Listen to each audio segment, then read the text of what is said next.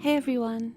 Before we open today's file, please make sure to follow us on Instagram at d.s.radio, where you can find all the images that go along with today's case. You can drop us an email at contact.dsradio@gmail.com. You can find all of our socials in the Linktree bio on our Instagram profile, including links to merch. If you're feeling especially generous, you can join our Patreon at patreon.com/dystopian simulation radio, where you can get access to our exclusive Instagram page and make suggestions for upcoming episode topics that you would like us to cover. Speaking of Patreon, thanks to our Patreons, Riff Cult, Cropley Crab, Cash Broadus, Raspberry Jr., Jason R. Nelson, Creepy Paper, Jamie Sook, Michael Laughlin, Lindsay Keller, Mike Wright, Greer Weaver, Kelsey Carruthers, Linz Gibbon, Drake Holvig, Only Child, Michael M, Wesley Akers, Riaz K, Emily Medeiros, Pip, Heather Wynn, Graves, Devon Sweatshirt, The Ordained Sinister Minister, and Philip Hoffman.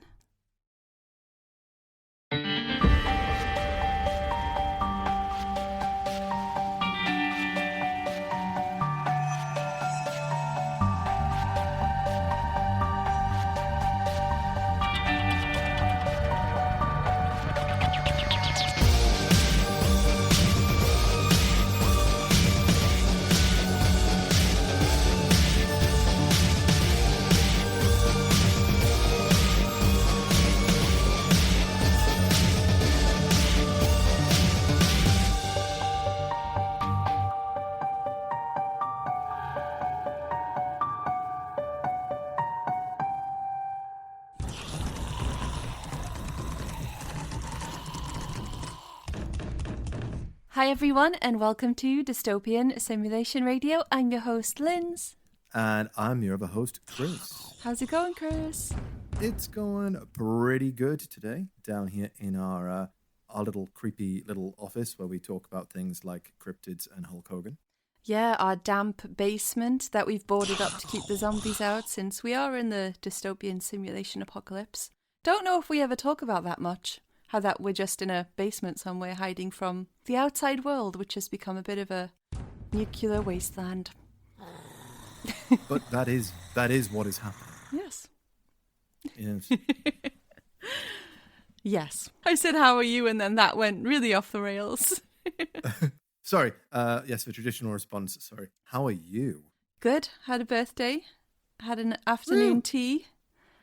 Very British. And I also... this is not birthday related, but I've got like a mini story, which is kind of embarrassing. Last weekend, I was getting my steps in, okay? I was like on a walk, coming back home, and I was listening to a podcast, and I was getting really sweaty and irritated, and I was like, I don't like this, I want to skip it. And then my phone made this like really bizarre noise that I've never heard before, and it was like an alarm. What the hell was that? And then I took my headphones out, I looked around, I was like, is it a car or something? No clue. I skipped back on this podcast I was listening to. Maybe they left in a rogue sound effect that they didn't notice. No. And I was like, how strange. So I got home, opened the door, I start talking to my cat. I'm like, hello, you big hairy man. Then I hear a weird noise through my headphones, which, connects to calls and stuff. And I look at it and I had called the emergency SOS thing. Oh, shit. No, but... Going, I love you, you hairy man. Oh, no. Oh. So embarrassing. I don't know how you do it on your phone, but I know on my phone, if you click in the power button a certain number of times, it'll call the emergency services. Yeah, I'm not sure how it works on my phone. I've never seen it. I've never accidentally done it. I've never heard that noise, but I was like really sweaty and I was clambering the phone, like going rewind, pause, switch, click, click, click, click. Some kind of cheat code I called. Oh God, it's so embarrassing. you know this is going to be one of those calls that they release as like Yeah. like collateral. Like, do not waste the emergency services time. It's just some girl panting and going, fuck's sakes. And then you hear a door and, I love you, my big hairy man. It's like, what the fuck is Oh, dear. So, yeah, it's the kind of week I've been having, Chris. Oh, well. Thank you for that. For that laugh straight off the bat. We should probably let everybody know that if they want to see the visuals that go along with this episode, they can check out our Instagram, which is at d.s.radio. If you're feeling especially generous, you can join our Patreon, which is patreon.com/dystopian simulation radio. And here's the final boss, Linz. See, the ultimate test. If you want to buy a t-shirt or a mug with our name on it, you can go to tpublic.com/stores/DS radio. There you go. Got it in one, Linz. Hell yeah. Chris. Yes. You've heard of the Bermuda Triangle. Yes. But have you heard of the Wales Triangle? I've been to Cardiff and they've got a pink triangle. I don't want to know what you do on your weekends, Chris, but have you heard of the Wales Triangle? No, I haven't. But I'm already living in fear of place names that you might ask me to read out in this episode. Don't worry, I have, for my sake and yours, tried to evade any names that we definitely cannot pronounce. Excellent. And luckily, got through unscathed. So before we go forward, Chris, and investigate, would you like to take a stab in the dark at what the Wales Triangle could possibly pertain to? I mean, I'm going to guess it's an area in the sea off Wales and between Ireland-ish, maybe? And there's a triangle where no boat nor airplane dare go into? Well, you're wrong. Oh. Is it the Wales Triangle? Is it Swansea's top-rated restaurant? No, maybe, but probably not. The Wales Triangle, Chris, is the name coined for an increase in UFO sightings in Wales in the 70s. Ooh. And the sighting we're going to hone in on today is the Broadhaven Primary School incident. Oh, lay it on me. The Welsh Triangle encompasses St. Bride's Bay, including Broadhaven to Milford Haven and Haverford West. So, Chris, I'm going to give you a little visual where I've marked out the triangle for you so you can have a gander. Okay, so what we have is a rather crude triangle that has been drawn on a map of Wales. It encapsulates St. Bride's at one point, Milford Haven at the other point, and at far point, the Ocean Cafe bar and restaurant. Be afraid, Chris. Be very afraid. So, Broadhaven is a small village in Pembrokeshire, South Wales. It's on the coast and is a small seaside resort with a population at the time of just over 600 residents. Oh. The history of Broadhaven is largely unknown, but it's been a seaside resort since Queen Victoria was on the throne. And other than having some restaurants, as you saw, a church and a school, that's about all we know. That is until the late 70s, when Broadhaven was put on the map by a chain of alleged UFO sightings that began with the Broadhaven Primary School incident. Do you know anything about this case, Chris? I have never heard of this case, Leonard, which is just how I like it, so surprise me. On the 4th of February 1977, the students of Broadhaven Primary School were outside during break or recess when they sighted what they believed to be a cigar-shaped UFO landed in the field next to the playground from around 400 meters away. Between the kids' playground and field in which they could see the craft was a large fence as well as a small stream, and beyond the field was the local sewage works. A total of 15 children claimed to see the craft, which was approximately 45 feet in length and 15 to 20 feet high. The ship had an extraterrestrial occupant, whom they described as being silver in colour and standing at around 7 feet tall. Oh, okay. So a bit to unpack there. Firstly and foremost, I did think you were about to say an extraterrestrial octopus. So now I'm slightly disappointed. But when it comes to the main thing that I seem to be thinking about there is it's a primary school. There's 15 witnesses, which even though they're children, 15 witnesses is still 15 witnesses to something. That's more than most. Yep. And this is presumably happening during the daytime, unless this was a night school for some reason. No, it was the daytime, and the kids were around 9 to 10 years old, so not really young kids. No, on the verge of becoming teenagers. So the kids were excited, and they told their teachers and parents and essentially anyone they came into contact with that day and night, but none of the adults believed them.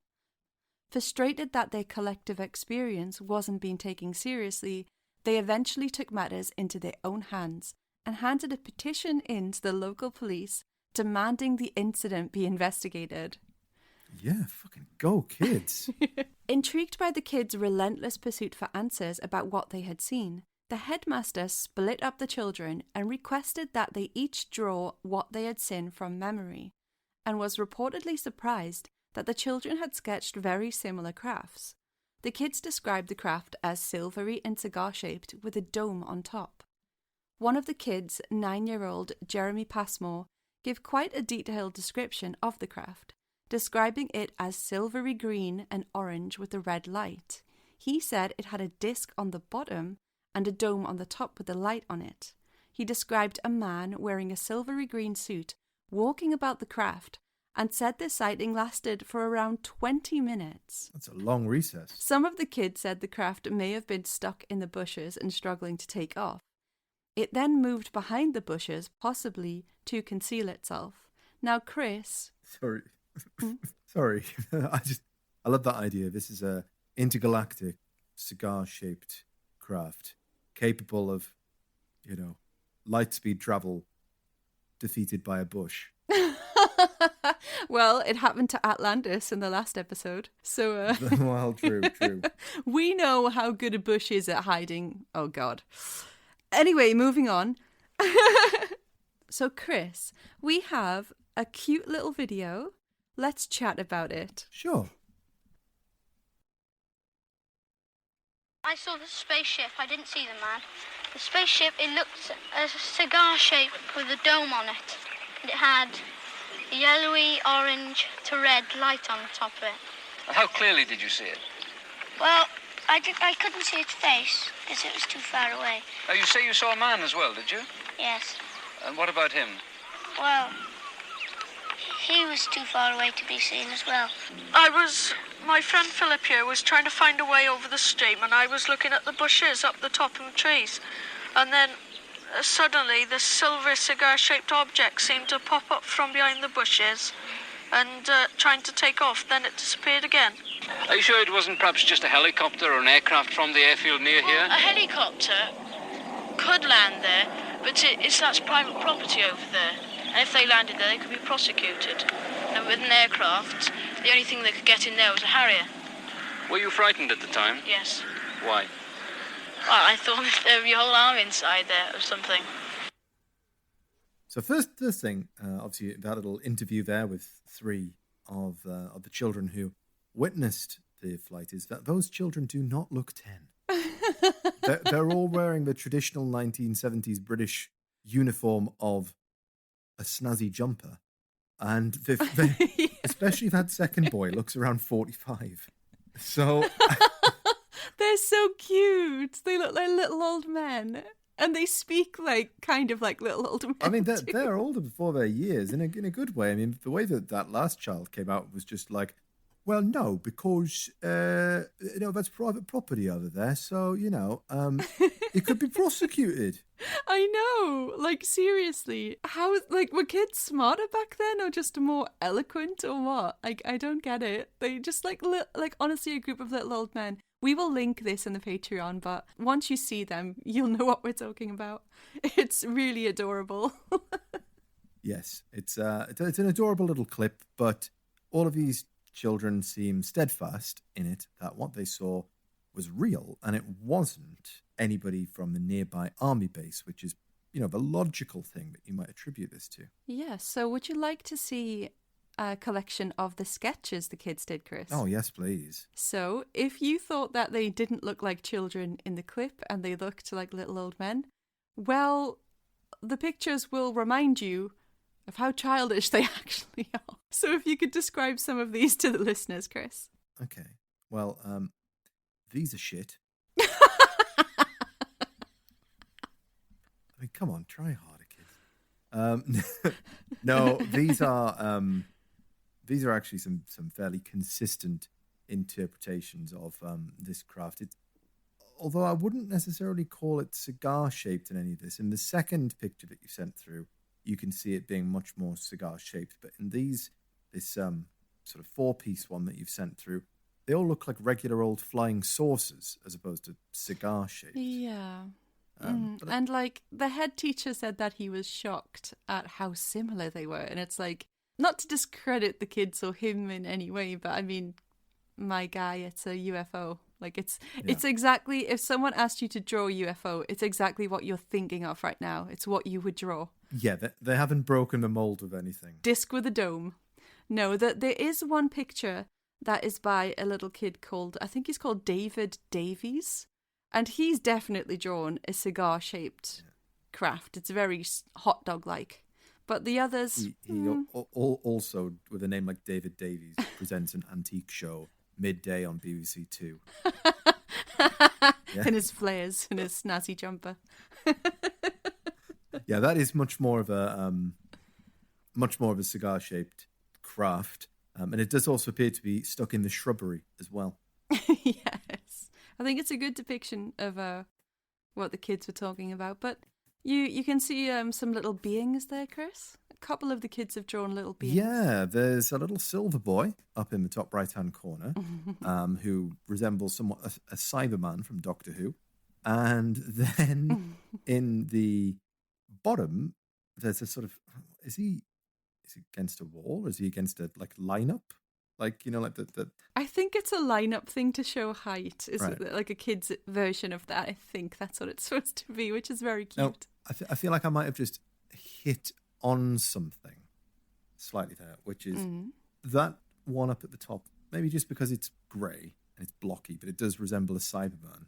And obviously, this being the early 1970s, Doctor Who had been running since the mid to late 60s, so this would be kind of the most popular thing on television at the time, sci-fi wise.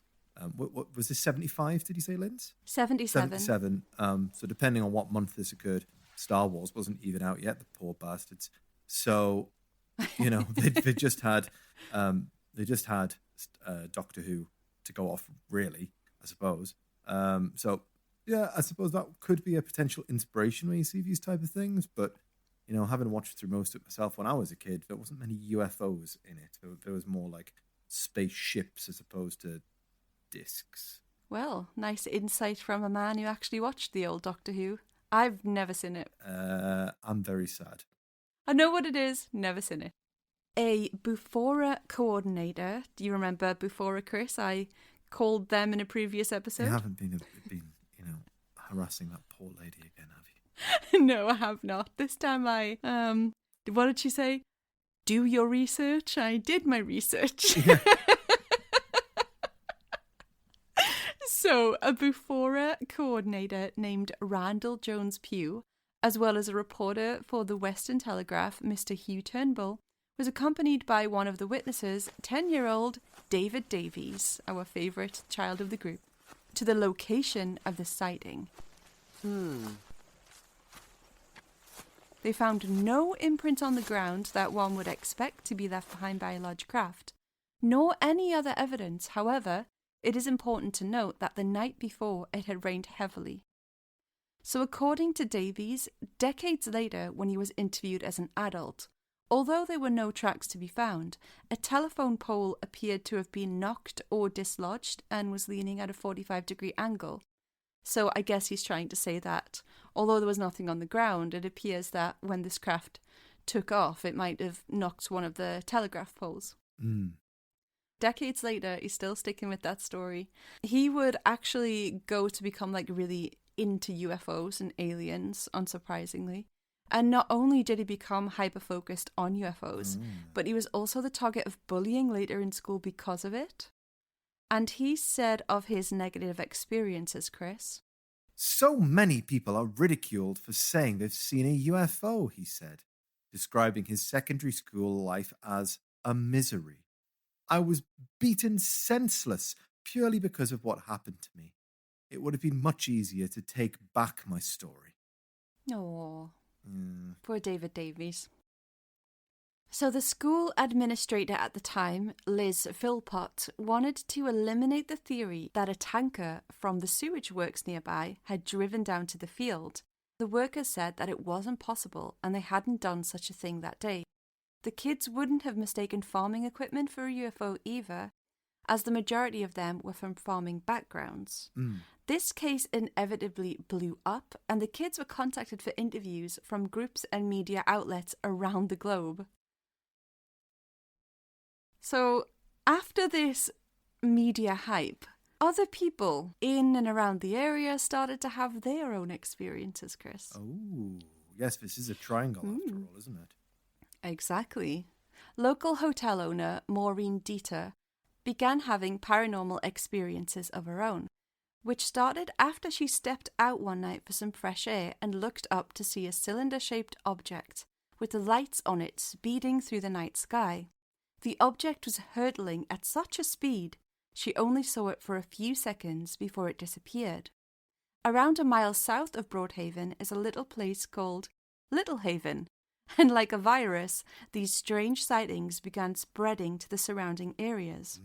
A woman named Dorothy Cale retold her experience decades later in a documentary, describing how, while driving with a friend, they were forced to brake abruptly in the middle of the road to avoid driving into a craft with a lit-up dome that shone so brightly it was almost unbelievable.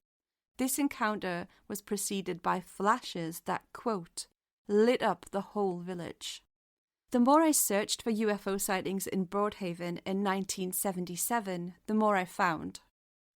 The list really began to pile up, and I'm not going to rattle off every single sighting, but I will post the Before issue detailing the majority of them on the Patreon. Yes, please do. That would be excellent. So there's more and more people becoming involved in this thing. Like you said, it's spreading like a virus. You've got these 15 children, you've got the hotel owner, you've got people in Little Haven, you've got the couple who are driving on the road.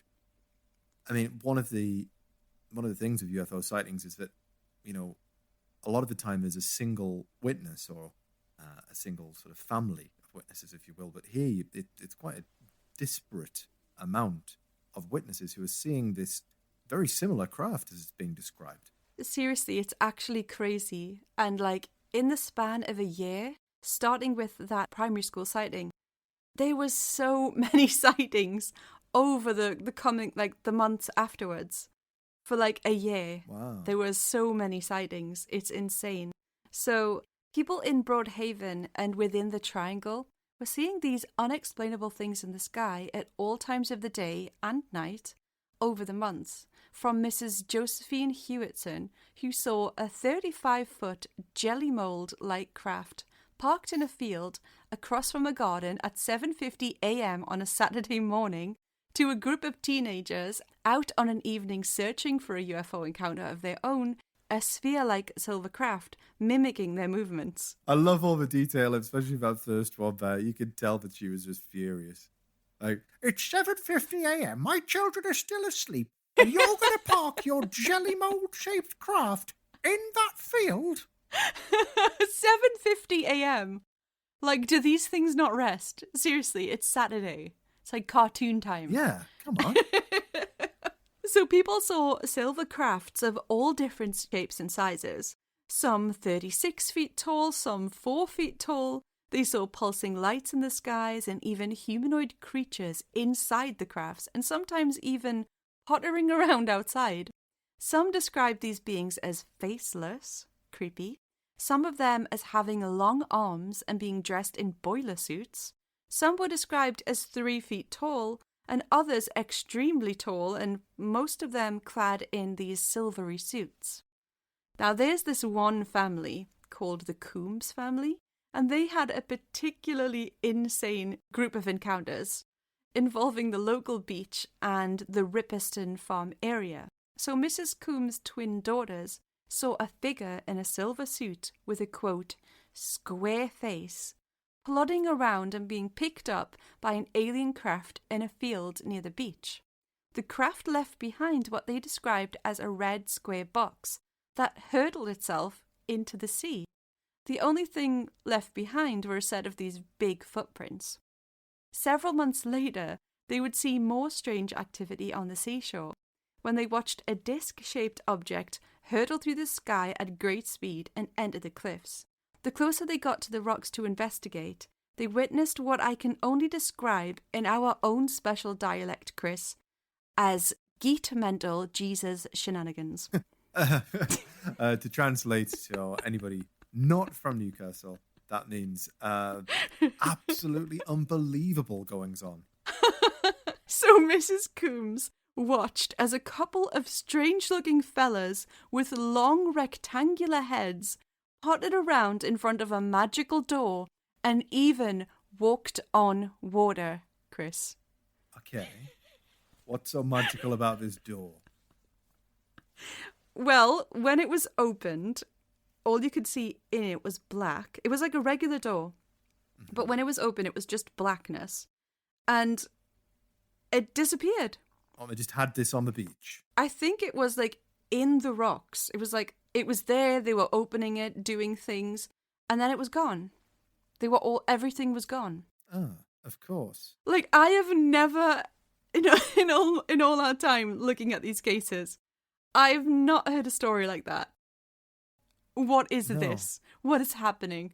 I mean, there's a Japanese cartoon called Doraemon where he's got a Dokodemo door, which is an anywhere, anytime door.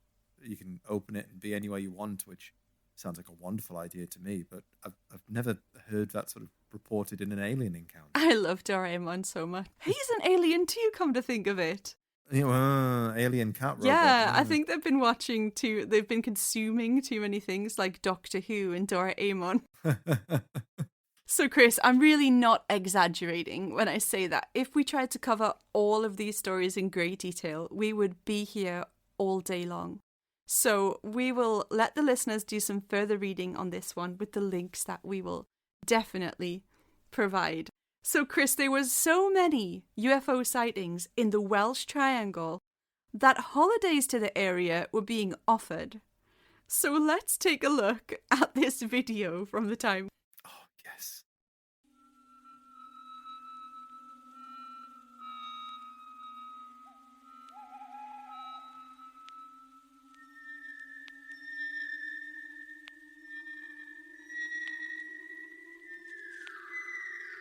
The best view they got of a UFO. Their guide and commentator, retired vet but active ufologist Randall Pugh, who's researched the 100-plus David sightings. There is no possible way of it being a hoax. The phenomenon exists. The one thing which the skeptic and the cynic cannot be found accountable for is the question of the effects of UFO proximity on animals. A stark, naked fear. Well, it had the clear cigar shape with the dome on top of that and a small red light on top of the dome.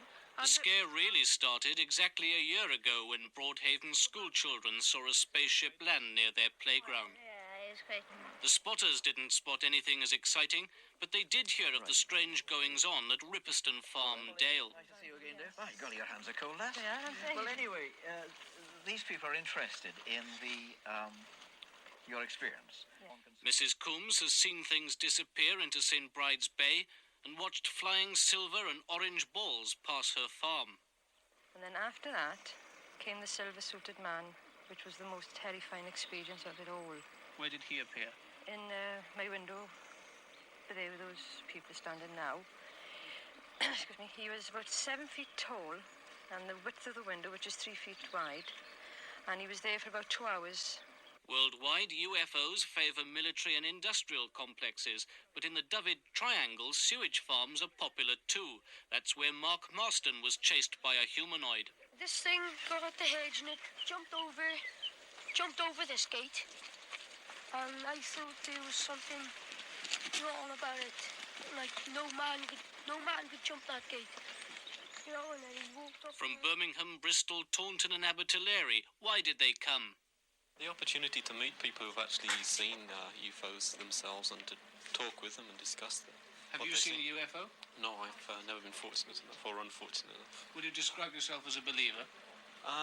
Well, I'm not a skeptic. Well, this was a chance to be able to come and chat with people that do believe in the same as I do, you know.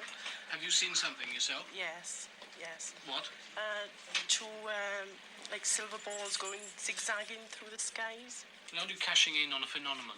No, not at all. We're just merely offering an extra facility to people to be able to come down here and show them round. Gerard, you're from Paris, France, and you've come over taking a job here just to study UFOs. Why was that? Why was that? I came down here and just trying to know a lot more about it. And do you know a lot more about it now? Not yet, but it will come, I'm sure. Right. So, firstly, that adorable little French guy at the end who has taken a job in a local pub to find out more about the incident, bless him. And he hasn't found out anything yet. Honestly, that was my favourite part. I also liked the little bit where the young lad was going, look, there's nobody could jump over this fence. And like... no man could jump this gate. I'm fairly sure that somebody more in shape than I could jump that gate.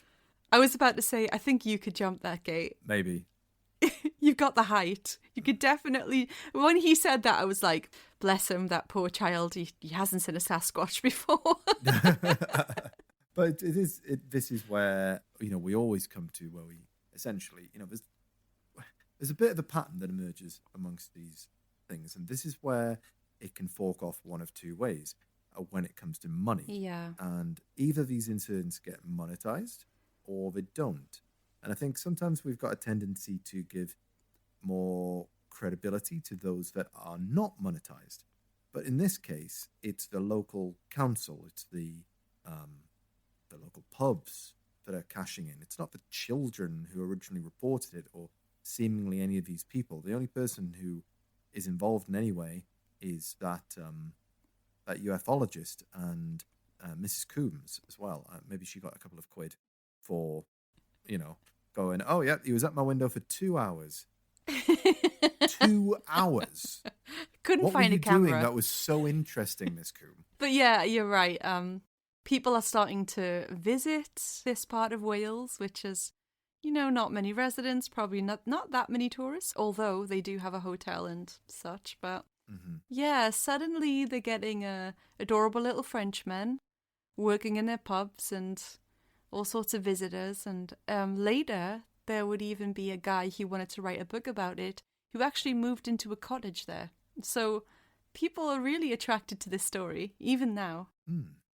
It is important to point out that there are military operations, or there were military operations dotted around the Welsh coast, and the RAF did do tests and trials of their search crafts in air and sea, and some of those test runs did involve helicopters with bright searchlights, flares, and other elements that would illuminate the darkness during searches. So if residents had seen anything out of the ordinary in the sky at night, it very well could have been this.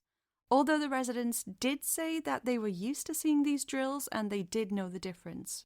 There does seem to be something to this, however, as the RAF could confirm that they had been running tests on the nights of some of the recorded sightings, but not all, Chris.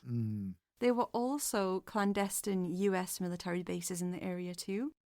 And in 2005, it was revealed that the British military police had actually been secretly investigating the surge in UFO sightings in the late 70s, despite the fact that publicly they had brushed off the claims and acted uninterested. UFOs? Don't be silly. No. Balderdash. Absolute balderdash. No. Gordon, investigate this. No.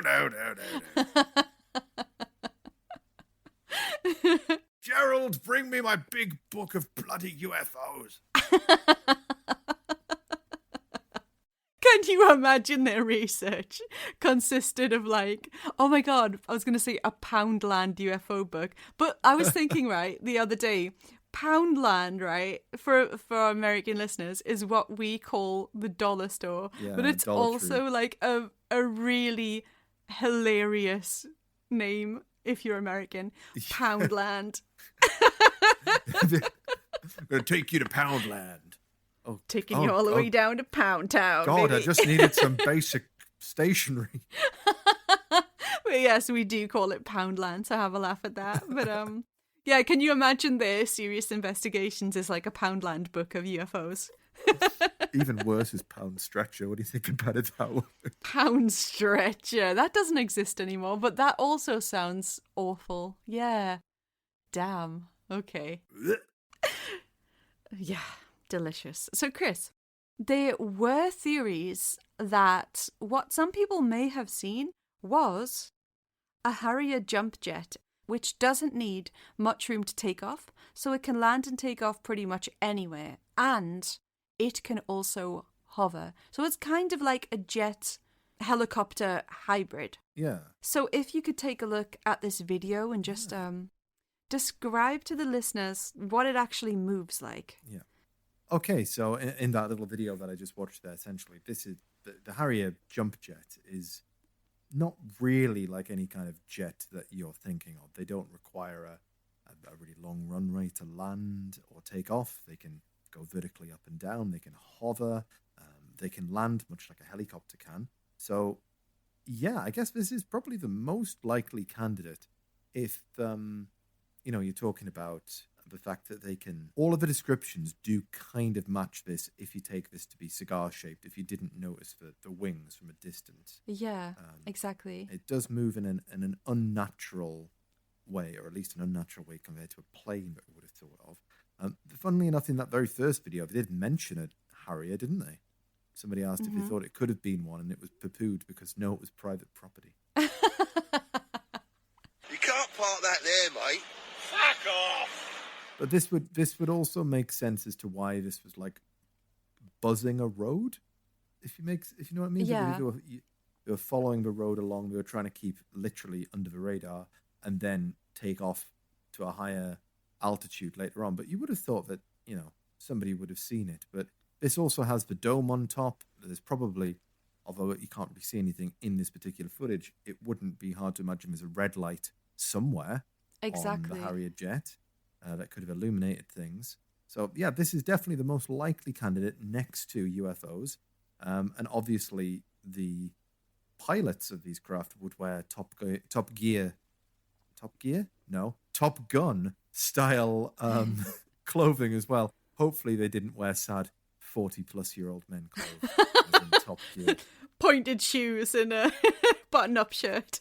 And a nice checky button-up shirt that I got from Tesco. So I think this is a really good candidate for like any UFOs if you live in a place where they have like a Harrier jet around. Yeah. I honestly was really impressed by the hovering of this jet. I bet from further away it looks quite bizarre as well if you're not used to seeing that kind of thing. Yeah, definitely. If you're not I mean, they said they expecting were, but yeah. Yeah. So, Chris, not only were there military bases present in and around the Welsh Triangle, but something else was also present. Tomfoolery. A local businessman, Glenn Edwards, admitted in the mid-90s that in 1977 he attended a fancy dress party as an alien. He said because there was so much UFO talk in the papers at the time, that it was the first costume that came to mind, So he borrowed a silver protective suit with a small square window for the face from one of the local oil refineries in Milford Haven. These suits would be used in the event of a fire, and they were silver in colour with a head covering. He thought the suit had an uncanny resemblance to the aliens being described in the papers, so he wore it. After the party, he was about to take off the suit when his friends encouraged him to keep it on so they could have him walk around the village in it for 10 minutes to see people's reactions. On the drive back, they passed the local Haven Fort Hotel, and not wanting to miss an opportunity to inject some excitement into the night for the tourists staying there, Edwards hopped out in his makeshift alien suit while his friends slowly drove behind him in the darkness with their headlights on as he walked up to the driveway of the hotel. They spotted a woman in the window with a gun, and Edwards legged it in fear, rolling down a small embankment all the way to the roadside. They then returned to dinner.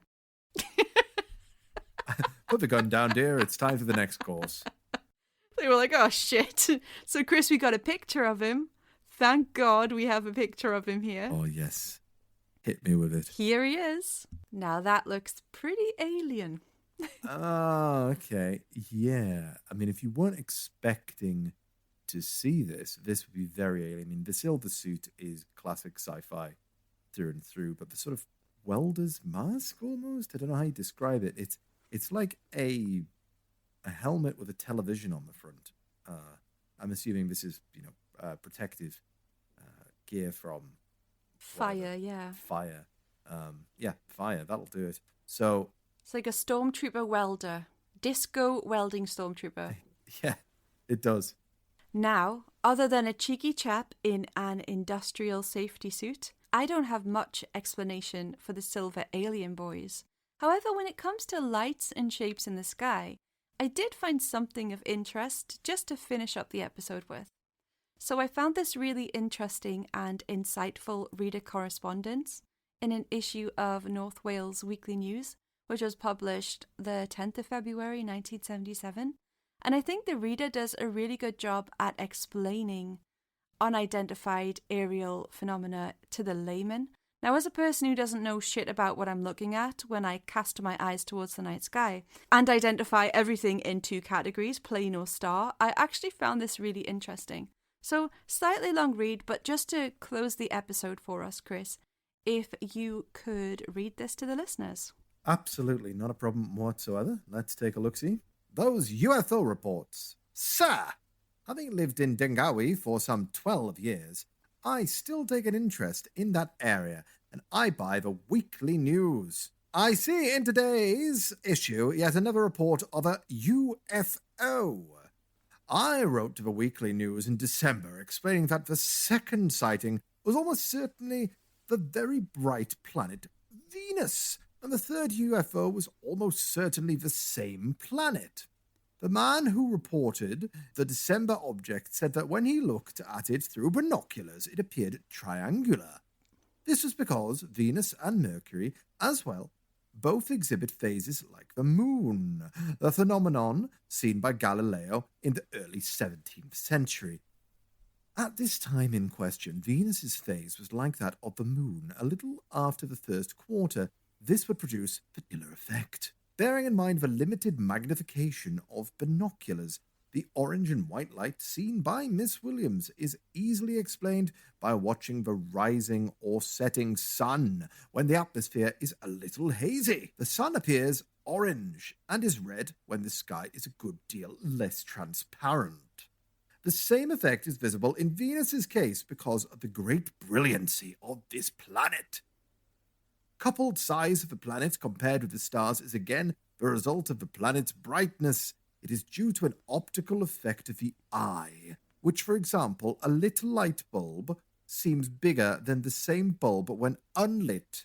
Finally, there is no cause for concern over Mr. Rex Dutter's remark that there will be some very real reason for this regarding the number of UFO reports. These are not the first occasions Venus has been mistaken for something else. It will certainly not be the last. To avoid further confusion, might I point out that Venus will be visible in the western part of the sky each evening until late March, and at the second brightest planet at present. Jupiter will be seen in the south, southwest, and west throughout the next few months. There is a golden rule that you should always seek to explain the unexplained by the most likely, meaning first, and I feel Mr. Dutter would be well advised to remember this. R.G. Roberts, 5 Guelph Park. Ooh, Mr. Roberts. It would have been easier if he just wrote, crack a book, you fucking troglodytes. Yeah. But honestly, I think this is a really good note to end on with any UFO case, because I think that people want to believe, or they just don't really want to know the other explanations sometimes. You know, they're not that invested in it.